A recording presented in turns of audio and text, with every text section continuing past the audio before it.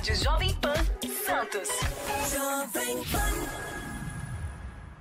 Bom dia, Paulo, amigos da mesa e ouvintes da Jovem Pan. Na eleição de 2018, dos 147 milhões de eleitores aptos a votar, Bolsonaro obteve mais de 49 milhões de votos no primeiro turno, ou seja, 33,5% do total de brasileiros escolheram Bolsonaro entre 13 candidatos, sendo um deles, Fernando Haddad, candidato do partido que ficou quase 15 anos no poder e tinha toda a máquina à sua disposição, e Geraldo Alckmin, que reuniu todos os maiores partidos ao seu lado. Os eleitores votaram em Jair Bolsonaro por causa de suas bandeiras conservadoras, tais como defender a família, a propriedade privada, a religião, o patriotismo e também, por não pesar contra ele, acusações de corrupção em meio a tantos escândalos revelados pela Operação Lava Jato.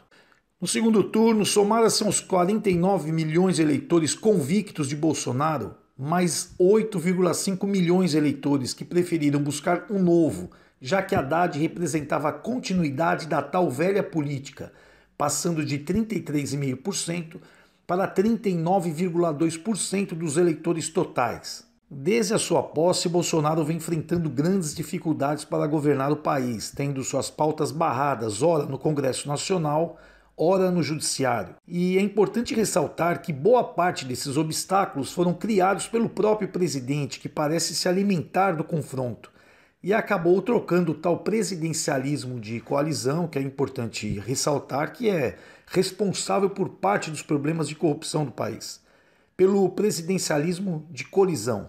Porém, de alguns meses para cá, percebemos que o Judiciário, com o apoio de boa parte do Congresso Nacional e da grande mídia, resolveram esticar a corda ao máximo, dando a impressão que desejariam ver a atitude desesperada de Bolsonaro para se manter no poder e assim provar de vez para que a sociedade perceba que o desejo deles sempre foi implantar uma ditadura militar no Brasil.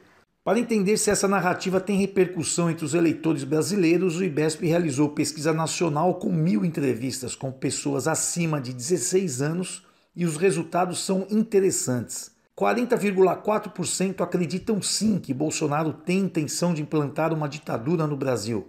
Porém, 51,2% não acreditam nessa possibilidade. E os 8,5% restantes não souberam responder. Como Bolsonaro deixou claro que não daria o primeiro pontapé para um conflito entre as instituições, parece que todos resolveram aumentar o tom contra o presidente. O STF, a partir de um processo inconstitucional, prendeu arbitrariamente apoiadores de Bolsonaro, iniciou investigação de deputados aliados e fechou meios de comunicação, cerceando a liberdade de imprensa, deixando clara a vontade de buscar provas para tentar incriminar Jair Bolsonaro. Após o encaminhamento desse processo para o TSE, ficou ainda mais clara a intenção de caçar a chapa Bolsonaro-Mourão antes do final do ano. E da forma que as coisas estão se conduzindo, creio que Bolsonaro será sim caçado, mesmo sem provas cabais de algum crime eleitoral. De acordo com os últimos levantamentos, a aprovação do atual governo, após 18 meses de mandato, e sob toda essa pressão, fica em torno de 33%, ou seja, o mesmo percentual de votos convictos obtidos no primeiro turno das eleições de 2018, o que demonstra que Bolsonaro mantém intactos os seus eleitores que cada vez mais estão dispostos a lutar pelo presidente. A história não muda o seu enredo, mudam apenas os personagens, e da forma que tudo está se encaminhando, prevejo um desfecho trágico e violento para o país. Se hoje em dia os apoiadores de Bolsonaro saem às ruas sem motivos específicos, o tamanho e a temperatura dos protestos em Brasília terão ares revolucionários. As Forças Armadas se sentirão obrigadas a entrar em campo e a sua reação em busca da ordem certamente atingirá ministros do STF, que têm fortes acusações em suas vidas pregressas e também durante o mandato na corte. E também contra deputados e senadores que têm processos parados à espera da devida punição.